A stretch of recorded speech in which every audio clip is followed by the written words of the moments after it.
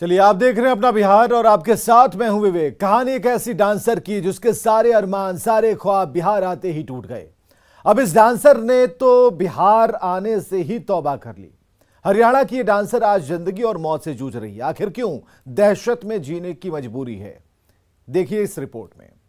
तारीख 8 जून, जगह कोइलवर, भोजपुर। आयोजन शादी समारोह। भोजपुर जिले के कोइलवर के बाग मंझौआ गांव में शादी के जश्न में लोग डूबे हुए हैं। दूधिया रोशनी में जगमग इस मंच पर डांस धमाल मचा हुआ है। डांसर नाच रही है, बॉलीवुड के गानों पर ठुमके लगा रही है। हर कोई जश्न में सराबोर है। डांसर नाचती जा रही है, एक से बढ़कर एक गाने पर ठुमके लगा रही है। मंच के आसपास बैठे लोगों में जोश चढ़ता जा रहा है। वे भी थिरकते हुए मंच पर खुद डांसर संग ठुमके लगाने पहुंच जाते हैं। माहौल डांस के साथ और भी मदमस्त होता जा रहा है। पिस्टल से एक के बाद एक गोलियां दागी जाने लगी।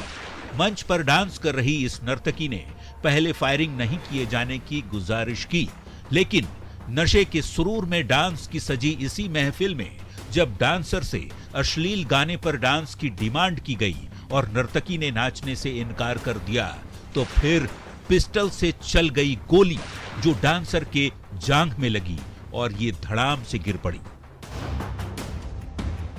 नाम सोनम सेन, उम्र 23 साल, घर फरीदाबाद, हरियाणा।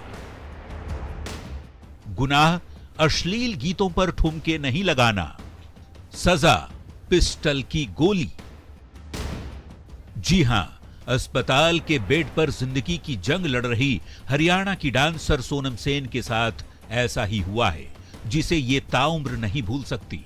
25 दिन पहले जिस मंच पर दौड़ दौड़कर डांसर सोनम सेन ठुमके लगा रही थी, वही सोनम आज पटना की अस्पताल में कुछ इस तरह पड़ी है। सोनम को क्या पता था कि फूहड़ और अश्लील गानों की फरमाइश पूरी नहीं करने पर उसे गोली मार दी जाएगी। पर ऐसा ही हुआ 8 जून की रात। अपने साथी डांसर्स के साथ सोनम परफॉर्म कर रही थी। नशे में धुत युवक अश्लील गीतों पर ठुमके लगाने की फरमाइश करते जा रहे थे, जिसका सोनम विरोध करती रही। और गोली मारने के बाद देख सकते हैं कि पटना के अस्पताल में इसे भर्ती कराया गया है, जहां फिलहाल डॉक्टरों की टीम लगातार इलाज में जुटी हुई है, लेकिन अब भी स्थिति खतरे से बाहर नहीं है और अब भी जो है सोनम का इलाज जारी है। फूहड़ और अश्लील गीत गाने का फरमाइश किया गया, सोनम लगातार विरोध करती रही। उसके बाद नोटों की बारिश होती है और फिर भी सोनम तैयार नहीं होती है, तब सोनम पर गोली चलाया जाता है। इस प्रोग्राम जैसे ही स्टार्ट हुआ तो वहाँ पे अश्लीलता हद से ज़्यादा बढ़ने लगी। हम लोग 5 लड़कियाँ थे, 5 लड़कियों में सबसे ज़्यादा डिमांड मेरी आ रही थी कि ब्लैक लहंगे वाले को बुलाइए। लेकिन वहाँ पे क्या था, अश्लीलता की, जैसे कि रिवॉल्वर से पैसे देना, पैसे ऐसे स्टेज के पास आके ऊपर आके बरसाना और चेस्ट में हाथ फेरना, ये सब बहुत खुलेआम हो रहा था। अश्लील एक तरह से छेड़छाड़ भी हो रहा था, बहुत ज़्यादा हो रहा था। और फायरिंग तो बंद ही नहीं हो रही थी वहाँ पे, हर्ष फायरिंग, यहाँ तक कि दूल्हा भी फायरिंग कर रहा था वहाँ पे बैठा हुआ। वो भी गंदे इशारे कर रहा था कि यहाँ पे नीचे आके डांस करो, नीचे आके पैसे लेके जाओ, जो कि मैं उसका विरोध कंटिन्यू करती रही। बिल्कुल बिल्कुल एकदम प्लानिंग करके उन्होंने मेरे को जानबूझ के गोली मारी। सर, उन्होंने यहाँ पे निशाना ताना था, लेकिन जैसे ही मैं उठी तो मुझे जांघ पे यहाँ पे गोली लग गई। पटना के एक निजी अस्पताल में भर्ती सोनम के पैर में लगी गोली तो डॉक्टरों ने ऑपरेशन करके निकाल दी है, लेकिन सोनम की हड्डी टूट चुकी है और शरीर में खून की भी काफी कमी है। पिछले 9 जून से अस्पताल में इलाज करा रही सोनम अब भी खतरे से बाहर नहीं है, न ही दहशत कम हुआ है।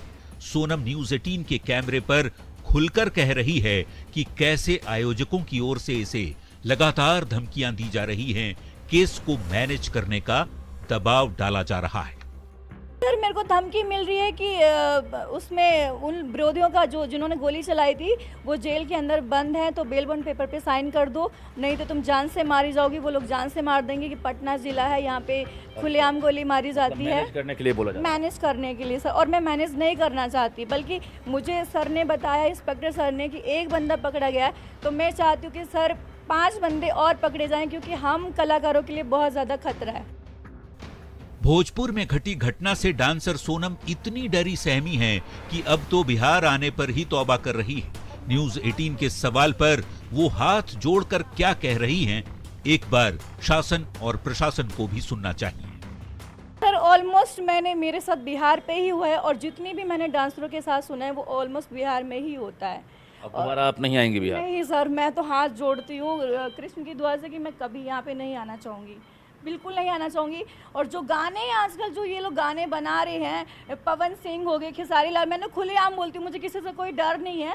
और ये जो जितने भी सिंगर है भोजपुरी के, इतने गंदे गंदे गाने जाति बिरादरी में अहिरान बबुआन करके गाने बनाते हैं सर, और इन्हीं के चलते क्या होता है, फायरिंग होती है। गोली लगने से बुरी तरह जख्मी सोनम सेन तो डरी हैं ही, इनकी मां भी अपनी बच्ची को कभी बिहार नहीं भेजे जाने की बात कह रही है। तो वहीं अस्पताल प्रबंधन भी कलाकार पर हुए हमले से हैरान है। प्रबंधन सोनम के इलाज में भरपूर सहयोग कर रहा है। नहीं सर, हम नहीं कहेंगे डांस करने के लिए। साथ ले जाएंगे? बेटी को साथ ले जाएंगे अपने घर। बिहार आने देंगे नहीं? नहीं सर, हम नहीं आने देंगे, कभी नहीं आने देंगे, जीवन में नहीं बिहार आने देंगे। हम लोग तो इतना किए हैं, फर्स्ट डे से आज तक जो भी खर्च हुआ है ना वो दिए हैं, ना इनका परिवार देने सक्षम है। पूरा हम लोग अपना पैसा से इलाज कर रहे हैं अभी तक। ये कोई पहली घटना नहीं है कि शादी समारोह में हर्ष फायरिंग हुई और डांसर पर गोली चलाई गई, बल्कि बिहार में डांसर के साथ इससे पहले भी कई घटनाएं हो चुकी हैं। तभी तो फिल्मी गानों में भी बिहार यूपी नहीं आने का जिक्र हो रहा है। सुनिए, सोनम हरियाणा की मशहूर डांसर है जो कई एल्बम और मूवी में डांस और एक्टिंग कर चुकी है। लेकिन भोजपुर में घटी इस घटना से डरी सहमी सोनम किस तरह बिहार नहीं आने की बात कह रही है, वो एक बार फिर सुन लीजिए। सर ऑलमोस्ट मेरे साथ बिहार पे ही हुआ है और जितनी भी मैंने डांसरों के साथ सुना है वो ऑलमोस्ट बिहार में ही होता है। अब दोबारा आप नहीं आएंगे बिहार? नहीं सर, मैं तो हाथ जोड़ती हूँ कृष्ण की दुआ से कि मैं कभी यहाँ पे नहीं आना चाहूँगी, बिल्कुल नहीं आना चाहूँगी। और जो गाने आजकल जो ये लोग गाने बना रहे हैं, पवन सिंह हो गए, खेसारी लाल, मैंने खुलेआम बोलती हूँ, मुझे किसी से कोई डर नहीं है। और ये जो जितने भी सिंगर है भोजपुरी के, इतने गंदे गंदे गाने जाति बिरादरी में अहिरान बबुआन करके गाने बनाते हैं सर, और इन्हीं के चलते क्या होता है, फायरिंग होती है। सोनम ने कई सवाल भी खड़े किए हैं, भोजपुरी सिंगर हों या गीतकार हों, उन पर भी सवाल खड़े किए हैं कि ना तो वैसे गीत लिखे जाएं और ना ही वैसे गीत जो हैं गाए जाएं। नतीजा जो डांसर हैं उनको भुगतना पड़ता है, डांसर से डिमांड किया जाता है, और जब अश्लील गीत पर वो डांस नहीं करती हैं तो इसी तरह से हर्ष फायरिंग होती है और गोली चलाई जाती है। जाहिर है बिहार सरकार से भी एक तरह से न्यूज़ 18 अपील कर रहा है कि जहां भी हर्ष फायरिंग हो उस पर तत्काल रोक लगाई जाए, साथ ही ऐसी घटना को अंजाम देने वाले पर सख्त से सख्त कार्रवाई हो सके ताकि किसी भी डांसर के साथ इस तरह की घटना नहीं हो। कैमरामैन अजय दुबे के साथ रजनीश कुमार, न्यूज़ 18 पटना। चलिए खबरों में आगे बढ़ते हैं। पटना हाईकोर्ट ने राजीव नगर में अतिक्रमण उन्मूलन अभियान पर रोक लगा दी है। हाईकोर्ट ने घरों को तोड़ने पर 2 दिन के लिए रोक लगाई है। कोर्ट ने पटना डीएम और हाउसिंग बोर्ड के एमडी को भी तलब किया और मामले पर 6 जुलाई को सुनवाई होगी। हाईकोर्ट के आदेश को लेकर नेपाली नगर के लोगों ने खुशी जाहिर की है। राजीव नगर जमीन विवाद को लेकर पटना हाईकोर्ट ने अतिक्रमण उन्मूलन अभियान जो जिला प्रशासन की तरफ से चलाया जा रहा था उस पर स्टे लगा दिया है। और स्टे लगाए जाने के बाद इस वक्त मैं अभी नेपाली नगर इलाके में मौजूद हूँ। आप यहाँ मेरे पीछे तस्वीरों में देखिए जो तमाम लोग हैं जिनके घरों को तोड़ दिया गया था और जिनके घर तक ऑलमोस्ट बुलडोजर पहुंच गया, वो तमाम लोग इस वक्त मौजूद हैं। और जो स्टे लगाया गया है तो उसके बाद कहीं ना कहीं राहत की सांस ले रहे हैं, एक उम्मीद सी जगी है उनमें। सीधे तौर पर हम इन लोगों से ही बातचीत करते हैं और जानने की कोशिश करते हैं। सर, पहली प्रतिक्रिया, जिस तरीके से अभी हाईकोर्ट में फैसला आया है, सुनवाई हुई है, स्टे लगाया गया है, उस पर क्या कहेंगे? स्टे लगाया है तो मैंने खुशी की बात है, कम से कम जो है इस पर अब कार्रवाई शुरू हो गया। पहले तो कुछ हो नहीं रहा था कार्रवाई, आज तक 10 साल से कोर्ट में तो कम से कम सुनवाई नहीं हो रहा। जो सरकार चाह रहा था अपना घोषणा करते जा रहा था। लेकिन जो सुनवाई हुई है उसमें ये बात भी हाईकोर्ट में कही गई है कि जो एफआईआर हुए हैं उसमें अभी तक उसको वापस ले लिया जाएगा और आगे भी कोई एफआईआर नहीं होगा। तो इसको लेकर के क्या कहेंगे? इसमें हमारा यही कहना है कि इस विकट परिस्थिति में माननीय महोदय ने जो निर्णय लिया है उसके लिए मैं जितना धन्यवाद दूं वो कम है। जैसे अभी 1 घंटा पहले जो कोर्ट से स्टे मिला है कि अभी बना हुआ मकान को तोड़ा नहीं जाए, इस पर कुछ लोगों को जो गरीब गुरबा इसमें ज़मीन लेकर के अपना घर बनाया, बाल बच्चा को पढ़ाने लिखाने काम की, उस पर थोड़ा खुशी का लहर तो आई है। आम लोग जो हैं वो जो तमाम लोग हैं यहाँ पर आप देखिए किस तरीके से यहाँ पर थोड़े से अपनी खुशी व्यक्त कर रहे हैं। उनको एक राहत की सांस मिली है और उनको ऐसा महसूस हो रहा है कि उनकी बात कहीं ना कहीं सुनी गई है। न्यूज़ 18 के लिए ऋतु रोहिणी, कैमरामैन सुबोध के साथ, पटना। बिहार में बाढ़ के हालात अब गंभीर होने लगे हैं। भागलपुर के नवगछिया में कोसी अपना कहर बरपाने लगी है। नदी का बढ़ता स्तर और उसका तीव्र वेग अपनी राह में आने वाली हर चीज को लीलने लगा है। स्थिति इतनी गंभीर है कि लोग अपने ही हाथों अपना आशियाना उजाड़ने को मजबूर हैं। यह रिपोर्ट देखिए।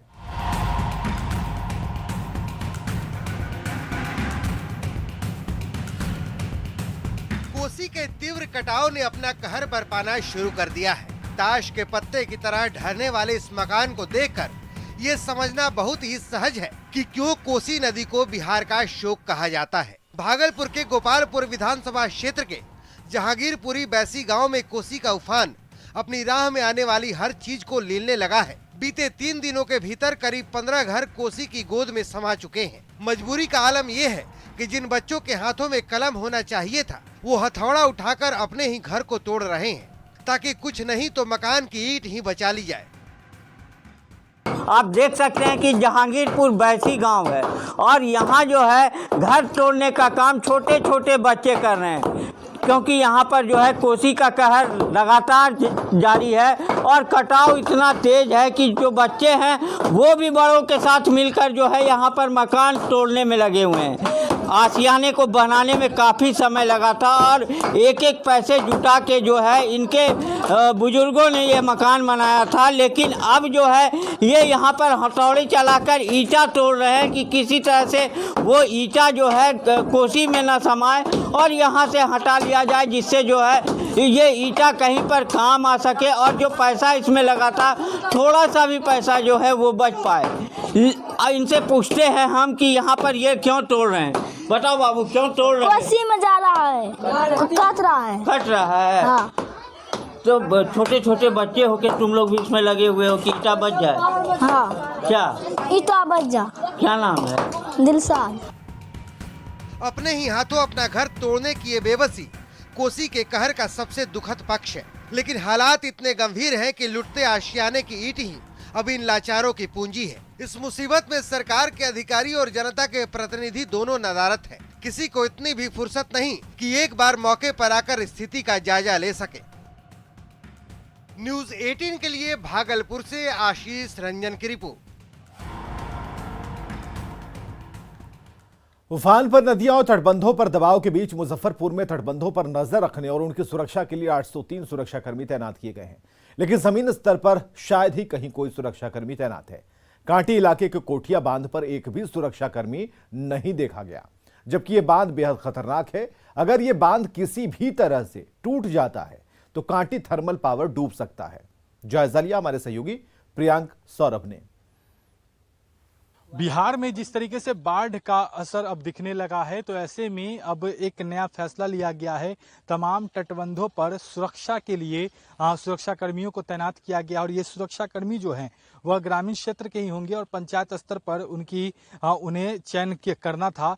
लेकिन जहां 3341 पूरे बिहार में तमाम बांधों पर तटबंधों पर सुरक्षा के लिए तमाम लोगों को जो चयन किया गया है, तो उसमें सबसे ज़्यादा मुजफ्फरपुर के 803 हैं। लेकिन मुजफ्फरपुर की सच्चाई क्या है? फिलहाल अभी हम कांटी के कोठिया में हैं और यहाँ पर आप गंडक नदी के किनारे देखेंगे काफ़ी खतरनाक ये तटबंध है। यहाँ पर देख सकते हैं सुरक्षा के लिए जो सैंडबैग है और नेट है उसका यूज किया गया है। लेकिन यहाँ सुरक्षा कर्मी को लेकर क्या कुछ व्यवस्थाएं हैं? क्या यहाँ पे सुरक्षा कर्मी की तैनाती की गई कि नहीं की गई? नहीं, अभी तो नहीं देखने को मिले, क्योंकि हम लोग लगातार आते जाते रहते हैं, तो अभी तक तो नहीं देखे। कहा गया था कि गांव के ही लोगों का चयन करके रखा जाएगा, वो मरम्मत भी करेंगे, लेकिन ऐसा अभी फिलहाल में तो नहीं दिख रहे। पिछले कुछ दिनों पहले ऐसा दिख रहा था, लेकिन अभी नहीं दिख रहा है।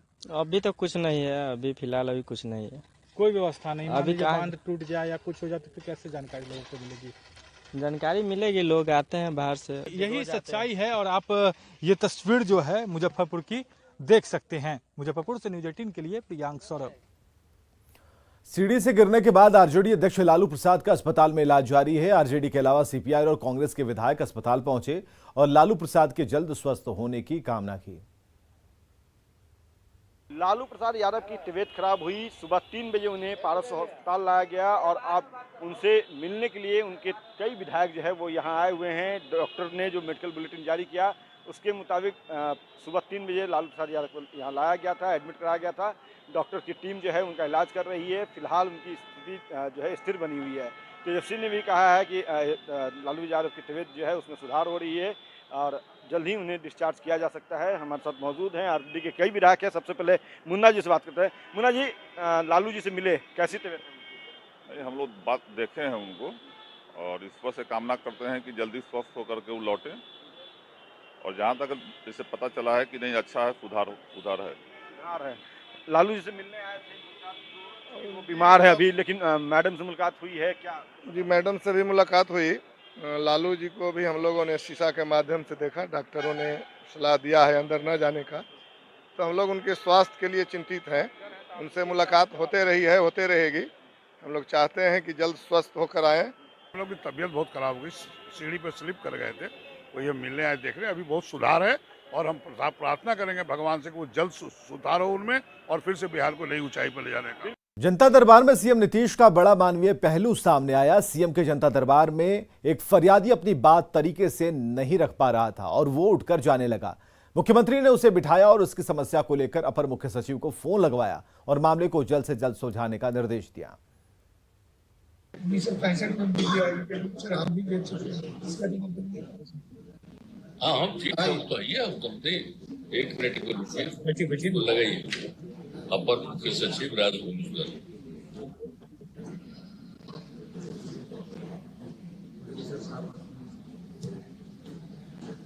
हेलो, अरे भाई आदमी से पूरा से आए कह रहे हैं कि अंचल अधिकारी जो है गलत जमाबंदी के संबंध में करते, गलत जमाबंदी हो रहा है।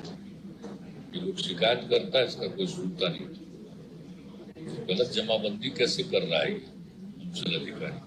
इसके पूरे डिटेल को देखिए और जांच करिए, प्रॉपर एक्शन लीजिए। तो पता आश्चर्य की बात है, गलत जमाबंदी कैसे कर रहा है ये आप बता रहे हैं। एनडीए की तरफ से राष्ट्रपति चुनाव के लिए समर्थन जुटाने की कवायद तेज हो गई है और इसे लेकर एनडीए उम्मीदवार द्रौपदी मुर्मू कल पटना आएंगी। बीजेपी की तरफ से पटना पहुंचने पर उनके भव्य स्वागत की तैयारी है। बीजेपी नेता जीवेश मिश्रा ने प्रेस कॉन्फ्रेंस कर बताया कि द्रौपदी मुर्मू सुबह 10 बजे पटना पहुंचेंगी और पटना के होटल मौर्य में आयोजित कार्यक्रम में एनडीए नेताओं से मुलाकात करेंगी और 1:30 बजे वापस लौटेंगी। जीवेश मिश्रा ने बिहार के सभी दलों से एक द्रौपदी मुर्मू को समर्थन देने की अपील की है। उम्मीद करते हैं, हम अपेक्षा रखते हैं, हम आपके माध्यम से अपील करते हैं, मानवर तेजस्वी यादव जी को भी नेता प्रतिपक्ष हैं बिहार के अंदर, उनसे हम अपील करते हैं, सभी हम कम्युनिस्ट पार्टी के अपने बिहार के नेताओं से अपील करते हैं कि देश के इतिहास में ये पहली बार किसी आदिवासी महिला को ये सम्मान मिलने जा रहा है।